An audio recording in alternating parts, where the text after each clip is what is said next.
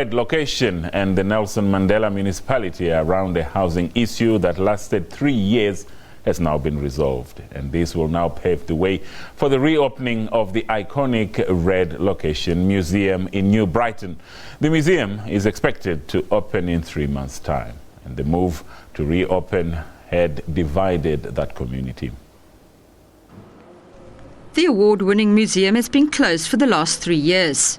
This is a result of the museum being held hostage by a group of people in the Red Location community who want their housing issues addressed.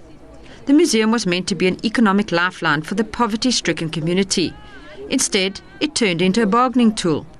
The building itself won several architectural awards, and it stands in sharp contrast to its impoverished surroundings. For the last 3 years, it has been a white elephant and the target of vandals. The community forced the closure of the museum, demanding that when their defective 48 square metre homes are replaced, it must not be with the 40 square metre government standard homes.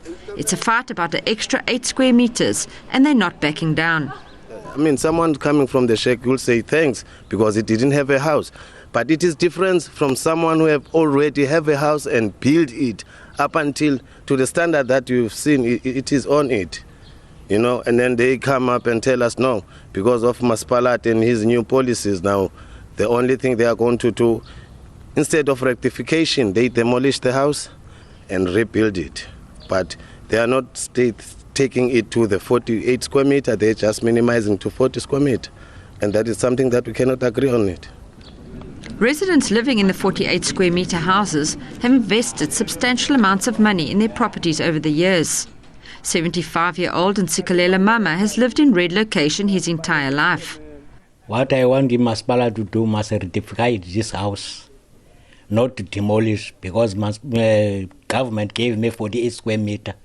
Now Mr. Ndoni came here, he said, the police said we must demolish the house and go down to the 38 square meter. But I don't like the 38 square meter. I want this 48 square meter. He's just one of many backing the continued closure of the museum. Weeks ago, the municipality refused to comment on the lengthy closure of the museum, saying negotiations were at an advanced stage. No, those are white lies. They are no talks.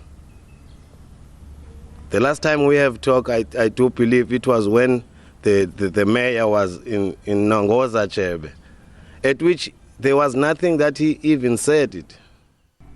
Red Location Museum is one of only 2 museums in the country specialising in apartheid history. Port Elizabeth, especially New Brighton, was at the forefront of the struggle, and inside the museum, the stories of heroes like Raymond Mhlaba, Governor Mbeki and Ernest Malchus are depicted. This year marks the 20-year anniversary of the Truth and Reconciliation Commission hearings in East London. Ernest Malchus was one of the first to testify. He was born in Causton and later moved to Red Location. You have told us today that you were tortured many times in many different... There is what they called the helicopter method of torturing. Torturing of some kind. They suffocated me by pulling a mask over my face. With the helicopter method, they put a stick behind your knees and you were hung upside down. Whilst this was happening, you were suffocated. Malchus died on the 7th of April 1998. It was his dream that a museum be erected in Red Location to reflect the area's vibrant historical past. Today, his dream is only half realised. The museum first opened its doors to the public on the 14th of February 2006. 2 weeks ago, after intense negotiations with the municipality, it was announced that the museum would reopen again. We are the leaders of the Red Location. We closed the museum. Now we say it's been over. Now we're opening the Red Location Museum. This has divided the community. It divided the community very well, because now what they are doing is that they take those who accepted the 40 square meter, you know, to come and oppress those who do not want their houses to be demolished, you know. And now they are using that power to minimize any chances of us getting what we want.